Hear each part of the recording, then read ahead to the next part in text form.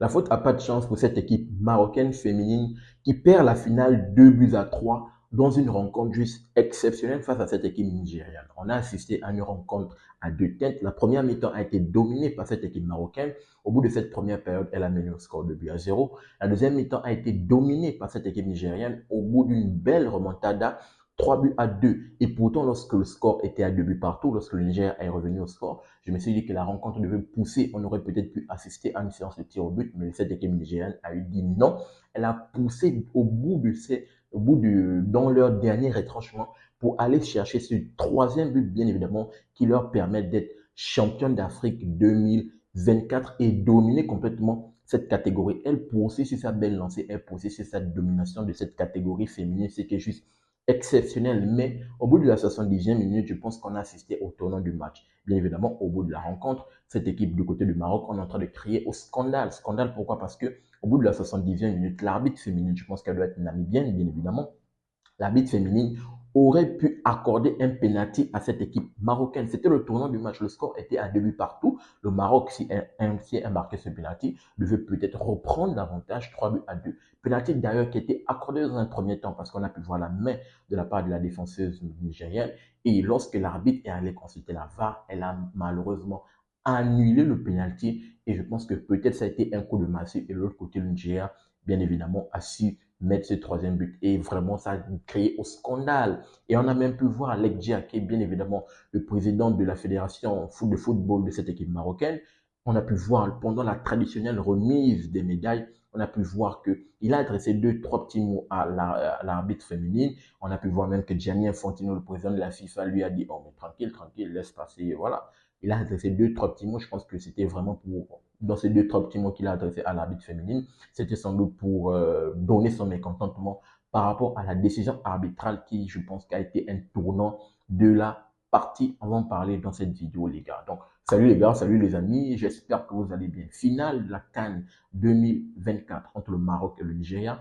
Après avoir assisté à une compétition juste exceptionnelle, depuis le début de la compétition, j'ai fait les différentes vidéos. Je vous avais prévu faire des différentes vidéos au courant, bien évidemment, de chaque étape de la compétition. Après être revenu sur les phases de poule, sur les phases finales, que ce soit quart de finale, demi-finale, on a assisté à une belle partie entre le Maroc et le Niger. Le Maroc qui a fait un très bon parcours, qui finit d'ailleurs meilleure attaque, en tout cas avant d'arriver en finale, meilleure attaque, ça c'était dans ma dernière vidéo. Le Nigeria également meilleure attaque, les deux équipes avaient marqué 11 buts, 11 buts. De l'autre côté, le Nigeria, bien sûr, était la meilleure défense parce qu'elle n'avait qu'encaissé un seul but. Et qu'est-ce que je disais? Le Nigeria, pourquoi elle domine cette catégorie féminine? Parce que le Nigeria a la recette. Elle a vraiment la recette pour remporter les CAN parce que le Nigeria, sur le front offensif, elle clutch, mais défensivement également, elle a une solidité défensive avant d'aborder cette finale. Elle n'avait qu'encaissé un seul but et le but, c'était en demi-finale face à cette équipe sud-africaine. De l'autre côté, le Maroc, bien évidemment, était également fort offensivement avec 11 buts.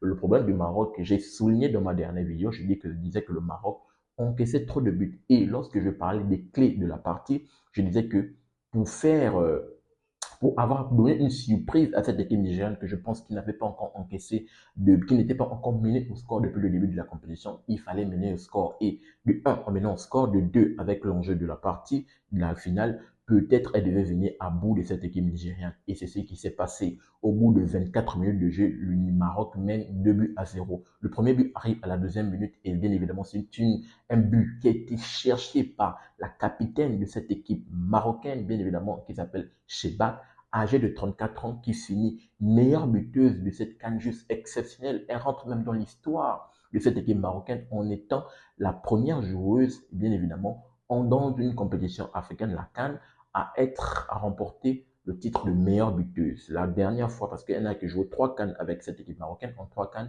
elle a été meilleure buteuse à 2 reprises. La dernière fois, elle était co-meilleure buteuse avec une autre joueuse, mais là, elle était meilleure buteuse, juste exceptionnelle pour cette joueuse Shebak qui, au bout de 12 minutes, qui sème la révolte et ouvre le score et qui permet, de par son leadership et son capitaine, de ouvrir le score au bout de 12 minutes de jeu. 12 minutes plus tard, au bout de la 24e minute, le Maroc enfonce le clou en mettant ce deuxième but qui donne un gros coup de massue à cette équipe nigérienne. Au bout de cette première période, le Maroc mène 2 buts à 0. Deuxième période, bien évidemment, j'attendais la réaction parce que, comme je l'avais dit, on voulait voir la réaction de cette équipe nigérienne. Et le Niger nous a montré que, bien sûr, c'est une grande nation, surtout dans cette catégorie féminine. Et le premier but, le but qui va réduire le score, va arriver sur un penalty, une faute de main de la part de Benzema, qui est la défenseuse de cette équipe marocaine.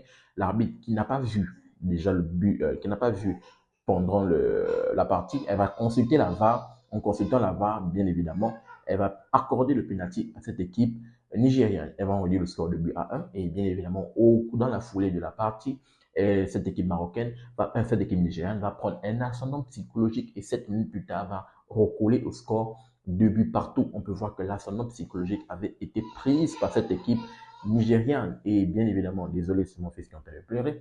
Et on a pu voir que l'ascendant psychologique a été prise par cette équipe nigérienne. Et comme j'ai dit, le tournant de la partie arrive à la 78e minute. C'est une faute de main.